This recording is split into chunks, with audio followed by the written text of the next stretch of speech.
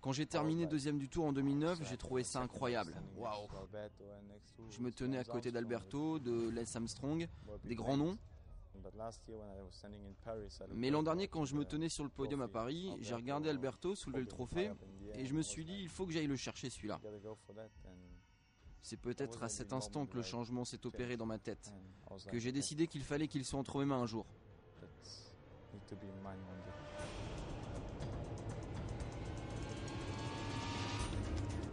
Le moment le plus marquant du Tour 2010 est le jour où la chaîne d'Andy a déraillé. Je pense qu'on apprend sur chaque tour, et plus particulièrement lors des moments difficiles. Ce sont des leçons de vélo, mais aussi des leçons de vie. Vous apprenez quelque chose. Je ne suis pas fier d'avoir jeté mon vélo ce jour-là, mais je pense que ça se comprend un peu.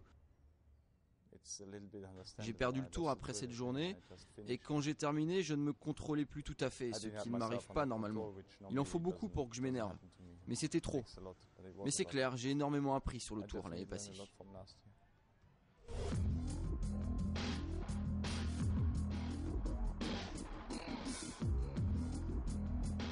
Il y a un an, il était sans son frère Frank, qui avait chuté lors de la 3e étape.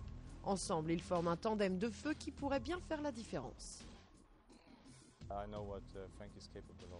Je sais ce dont Frank est capable, je sais qu'il a franchi un cap depuis l'an dernier, on verra.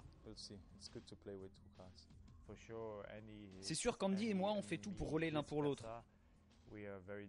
Cela marche dans les deux sens. On a le même travail, la même passion, je pense que c'est notre force. On est bons ensemble, on est très bons ensemble, ça fonctionne et ça va marcher.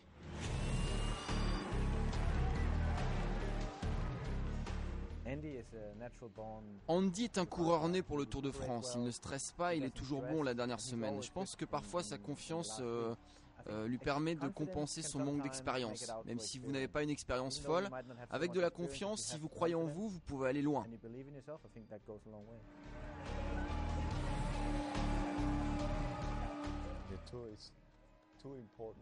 Le Tour est trop important pour tout jouer sur un seul jour. Il y a la première semaine et si on voit qu'il y a une chance, même infime, de prendre du temps aux autres, on le fera. Il n'y a pas de pitié dans le vélo et je suis sûr qu'il ferait de même avec moi si j'étais dans un mauvais jour. Mais je n'y crois pas trop.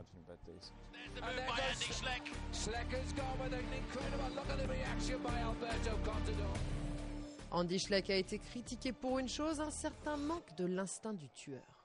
On adore mettre les gens dans des cases. Les stéréotypes à propos des coureurs, c'est parfois plus facile de comprendre les choses comme ça.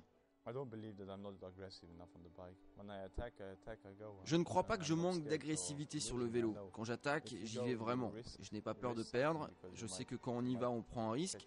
On peut se faire reprendre et même déposer. Donc je ne pense pas que ce soit une question d'agressivité.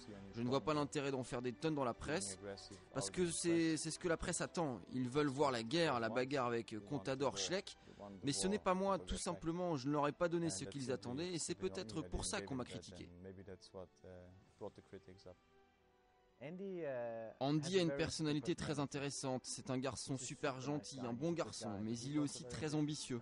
Et je ne pense pas qu'il faille être un mauvais garçon pour remporter le Tour. Parfois les gentils font de grandes choses dans la vie.